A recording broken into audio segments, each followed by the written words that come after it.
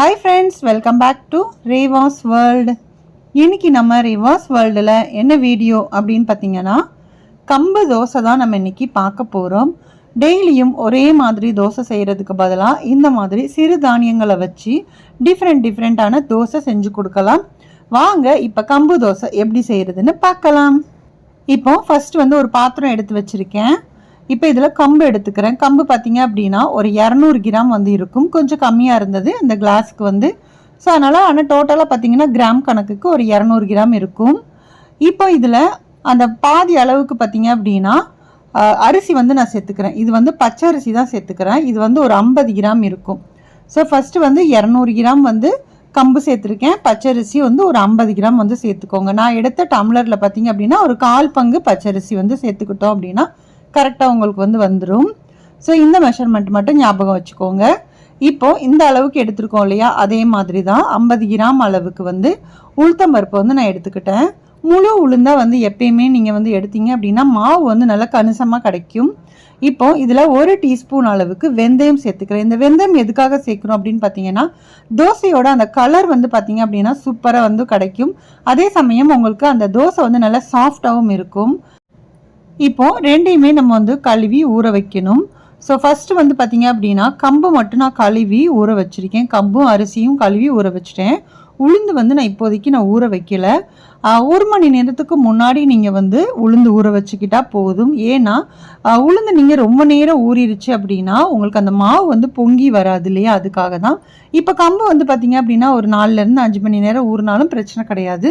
ஆனால் உளுந்து அவ்வளோ நேரம் ஊறக்கூடாது. இப்போ நான் ஒரு மணி நேரத்துக்கு முன்னாடி உளுந்து நான் ஊற வச்சுட்டேன். ஸோ ரெண்டையுமே மறுபடியும் வாஷ் பண்ணி அரைக்கிறதுக்காக நான் எடுத்து வச்சுருக்கேன். இது ரெண்டையுமே நான் தனித்தனியாக அரைச்சிட்டு நான் உங்களுக்கு ஒன்றா நம்ம மிக்ஸ் பண்ணிக்கலாம். ஃபஸ்ட்டு நான் உளுத்த மாவு நான் அரைச்சி எடுத்துக்கிட்டேன். உளுந்த மாவு அரைச்சி எடுத்ததுக்கப்புறமா நம்ம கம்பும் அரிசி ஊற வச்சுருந்தோம் இல்லையா, அதையும் சேர்த்து நான் அரைச்சி அந்த மாவையும் இது கூட நான் சேர்த்துக்கிறேன். இதே மாதிரி தான் நீங்கள் எல்லா சிறுதானியங்களுமே நீங்கள் சேர்த்து ஊற வச்சுட்டு நீங்கள் அதுக்கப்புறம் இட்லியோ தோசையோ எது வேணாலும் நீங்கள் செஞ்சு கொடுக்கலாம். இதே மாதிரி ப்ரொசீஜர் நீங்கள் ஃபாலோ பண்ணிக்கோங்க. டெய்லியும் நம்ம அரிசியும் உளுந்து மட்டும் சேர்த்து தோசை செய்கிறதுக்கு பதிலாக இந்த மாதிரி கொஞ்சம் டிஃப்ரெண்ட்டாக நம்ம செஞ்சு கொடுத்தோம் அப்படின்னா இப்போ இருந்தே பசங்களுக்கு பழக்குனீங்க அப்படின்னா தான் கண்டிப்பாக சாப்பிடுவாங்க. நீங்கள் டைரெக்டாக ஒரு குறிப்பிட்ட ஏஜ்க்கு அப்புறம் கொடுத்தாலாம் கண்டிப்பாக விரும்பி சாப்பிட மாட்டாங்க. ஸோ அதனால் சின்ன வயசுலேருந்தே நீங்கள் இதை கொடுத்து பழக்கிடுங்க. இப்போது கம்பு மாவையும் அரைச்சிட்டு அந்த மாவோடு சேர்த்து நல்லா மிக்ஸ் பண்ணிக்கோங்க. இப்போது இந்த மாவுக்கு தேவையான அளவுக்கு உப்பு இதெல்லாமே சேர்க்கணும். ஸோ நான் ஒன்ஸ் நான் என்ன பண்ணிடுறேன், எல்லாத்தையும் நம்ம மிக்ஸ் பண்ணிக்கலாம். இந்த மாதிரி நல்லா மிக்ஸ் பண்ணி விட்டுருங்க. அந்த உளுந்த மாவும் அந்த கம்பு மாவும் சேர்ந்து நல்லா மிக்ஸ் ஆகணும். ஸோ நீங்கள் கை வச்சு கரைக்கிறதா இருந்தால் கூட நீங்கள் கை வச்சு கரைச்சிக்கோங்க. அப்படி இல்லைன்னா நீங்கள் கரண்டி வச்சு நீங்கள் கரைக்கிறதா இருந்தாலும் கரைச்சிக்கோங்க. அது உங்களோட சாய்ஸஸ் தான். ஸோ பொதுவாக சொல்லுவாங்க இந்த மாவெல்லாம் கரைக்கிறது கை வச்சு கரைச்சோம் அப்படின்னா அது நல்லா உங்களுக்கு கரைக்கிறதுக்கும் நல்லா இருக்கும். அதே சமயம் அது நல்லா புளிப்பும் கண்டிப்பாக கொடுக்கும் அப்படிம்பாங்க. ஏன்னா ஒரு சில பேர்த்துக்கு அந்த கை வச்சு கரைக்கும் போது தான் அந்த புளிப்பு வரும் அப்படின்னு சொல்லுவாங்க.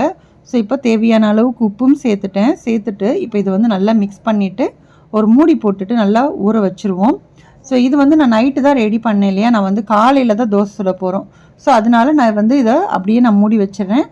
குறைஞ்சது பார்த்தீங்க அப்படின்னா ஒரு 8 மணி நேரமாவதும் இந்த மாவை ரெஸ்ட்டில் விட்டுருங்க. விட்டதுக்கு அப்புறமா தான் நீங்கள் புளிச்சு வந்ததுக்கப்புறம் தோசை ஊற்றணும்.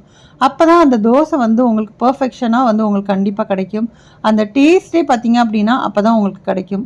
நீங்கள் அது புளிக்க வைக்காமல் நீங்கள் உடனே நீங்கள் அந்த தோசை ஊற்றுனீங்க அப்படின்னா அது அந்த டேஸ்ட் உங்களுக்கு கண்டிப்பாக இருக்காது. அந்த புளிச்சாதான் அந்த தோசையோட டேஸ்ட் கண்டிப்பாக வரும். ஸோ இப்போ நான் நைட்டில் கரைச்சி மூடி வச்சுட்டேன். காலையில் ஓப்பன் பண்ணி உங்களுக்கு காமிச்சிருக்கேன் பாருங்கள். மாவு நல்லா பொங்கி வந்திருக்கு. ஸோ இப்போ இதை நான் நல்லா மிக்ஸ் பண்ணிக்கிறேன். ஏன்னா உளுந்த மாவு எல்லாம் மேலே நிற்கிது இல்லையா, அதனால நான் கொஞ்சம் நல்லா அப்படியே மிக்ஸ் பண்ணிக்கிறேன். ஒரு சில பேர் பார்த்திங்க அப்படின்னா அதை அப்படியே எடுத்து தோசை ஊற்றுவாங்க, இட்லி அவிப்பாங்க. ஆனால் அது மேலே மட்டும்தான் அந்த உளுந்த மாவு மேலே நிற்கிறோம். அந்த அடியில் பார்த்திங்க அப்படின்னா அந்த அரிசி மாவுலாம் நின்றுன்னு சொல்லுவாங்க. ஸோ அந்த மாதிரி பண்ணாதீங்க. ஒன்ஸ் இந்த மாதிரி மிக்ஸ் பண்ணிவிட்டு நீங்கள் யூஸ் பண்ணிக்கலாம். இப்போ மாவு ரெடி ஆகிடுச்சு. இப்போ தோசை நம்ம ஊற்றிக்கலாம். ஒரு கல் எடுத்து வச்சுருக்கேன். கொஞ்சமாக எண்ணெய் நீங்கள் தடவிங்கன்னா தடவிக்கோங்க. இல்லை அப்படின்னா நான் எண்ணெய் தடவ மாட்டேன். வெங்காயம் மட்டும் லைட்டாக தடவிட்டு தோசை நம்ம எப்பயும் போல் ஊற்றிக்கலாம். உங்களுக்கு ஊற்றும் போதே தெரியும்னு நினைக்கிறேன். நல்லா உங்களுக்கு அந்த பபிள்ஸ் எல்லாமே வந்துருந்துச்சு.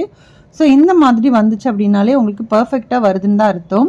ஸோ மேலே கொஞ்சமாக எண்ணெயோ இல்லை நீங்கள் நெய் சேர்ப்பீங்க, நல்லெண்ணெய் சேர்ப்பீங்க அப்படின்னா நீங்கள் என்ன யூஸ் பண்ணுறீங்களோ அது வந்து நீங்கள் யூஸ் பண்ணிக்கலாம். ஸோ இப்போ தோசையை நம்ம திருப்பி போட்டுடலாம். அந்த கலரே உங்களுக்கு தெரியும்னு நினைக்கிறேன். நம்ம வெந்தயம் எதுக்காக போடுறோன்னா, இந்த மாதிரி உங்களுக்கு தோசையில் ஒரு நல்ல ஒரு அந்த கலர் வந்து கொடுக்கும். அந்த ஒரு கோல்டன் கலர் அப்படின்னு சொல்லுவோம் இல்லையா, அந்த கோல்டன் கலர் வரணும் அப்படின்னா கொஞ்சமாக வெந்தயம் சேர்த்துக்கோங்க. ஸோ அப்போ தான் உங்களுக்கு நல்லா அந்த வாசனையாகவும் இருக்கும். அது சுட்டி எடுக்கும் போதே அந்த வெந்தயத்தோட மனமும் சரி, அந்த கம்போட மனமும் ரொம்ப நல்லாயிருக்கும். இப்போ நான் மறுபடியும் ஒரு தோசை வந்து நான் ஊற்றிக்கிறேன். ஸோ நீங்கள் மொறுமொறுன்னு வேணும் அப்படின்னாலும் நீங்கள் வந்து மொறுமொறுன்னு தோசை ஊற்றிக்கலாம். இல்லை அப்படின்னா இந்த மாதிரி கூட நீங்கள் ஊற்றிக்கலாம். உங்களுக்கு எப்படி பிடிக்குதோ அந்த மாதிரி நீங்கள் தோசை வந்து செஞ்சு கொடுக்கலாம். நீங்கள் மொறுமொறுன்னு வேணும் அப்படின்னா மேலே கொஞ்சமாக எண்ணெய் ஊற்றிட்டு ஒரு மூடி போட்டுருங்க. ஒரு மூடி போட்டுட்டோம் அப்படின்னா மேலேயும் சீக்கிரம் வெந்துடும். ஃபுல்லாக பார்த்தீங்க அப்படின்னா நல்லா ப்ரௌனிஷ் கலராக வரும்போது நீங்கள் ஒன் சைடு திருப்பி போட்டுட்டு நீங்கள் மொறுமொறுன்னு தோசை வந்து சுட்டு கொடுக்கலாம். இப்போ இந்த தோசையும் ரெடி ஆயிடுச்சு. இதையும் நான் எடுத்துக்கிறேன். ஸோ இதுக்கு வந்து நல்லா காரசாரமாக கார சட்னி வச்சுக்கோங்க. இல்லை அப்படின்னா இன்றைக்கி வந்து நான் தேங்காய் சட்னி தான் பண்ணியிருந்தேன். ஸோ இந்த தேங்காய் சட்னி ரெசிப்பியும் நம்ம சேனலில் அப்லோட் பண்ணியிருக்கேன். தேங்காய் சட்னி ரெசிபி லிங்க் வந்து பார்த்திங்கன்னா கமெண்ட் செக்ஷன்லேயும் டிஸ்கிரிப்ஷன்லேயும் கொடுக்குறேன், வேணால் செக் பண்ணி பாருங்கள். இந்த கம்பு தோசை உங்களுக்கும் பிடிச்சிருக்கும் அப்படின்னு நினைக்கிறேன். வீடியோ பிடிச்சிருந்தா வீடியோக்கு ஒரு லைக் கொடுங்க. நம்மளோட ரிமோஸ் வேர்ல்ட் சேனலை இது வரைக்கும் நீங்கள் சப்ஸ்கிரைப் பண்ணலை அப்படின்னா ப்ளீஸ் சப்ஸ்கிரைப் பண்ணிக்கோங்க. அப்படியே உங்கள் ஃப்ரெண்ட்ஸ் அண்ட் ஃபேமிலிஸ் கூட முடிஞ்ச அளவுக்கு ஷேர் பண்ணுங்கள். நெக்ஸ்ட் ஒரு இன்ட்ரெஸ்டிங்கான வீடியோவோட மீண்டும் உங்களை வந்து சந்திக்கிறேன். பாய். தேங்க்ஸ் ஃபார் வாட்சிங்.